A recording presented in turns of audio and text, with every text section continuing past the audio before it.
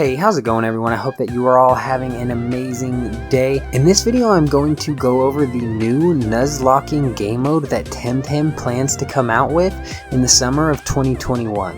If you want to enter my Luma giveaway, be sure to like this video and leave a comment down below saying give me your Luma.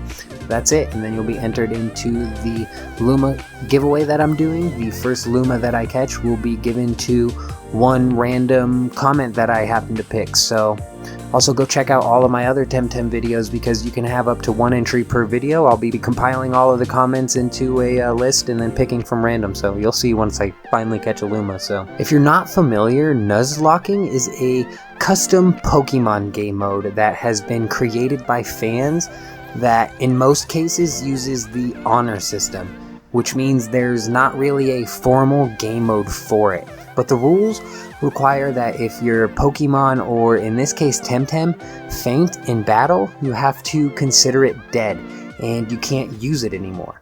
You are also only typically allowed to catch the first monsters that you encounter on each route or area.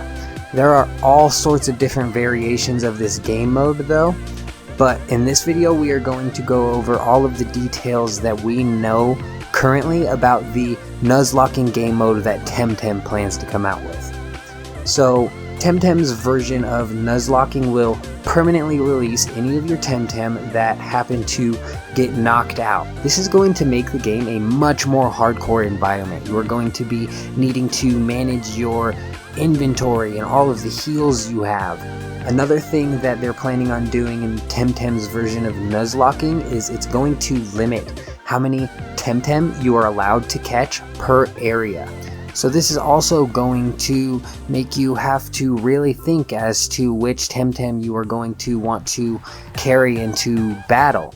Not to mention that this mode is going to be held on an entirely different server, and I'm sure will also carry with it competitive, because they bring up that it's also going to involve the club dojos and whatnot, so it's also obviously going to be competitive. This is going to be a incredibly hardcore server to play on. I'm almost wondering if you lose a TemTem, if you happen to die in a PvP battle. We'll have to see how all that plays out.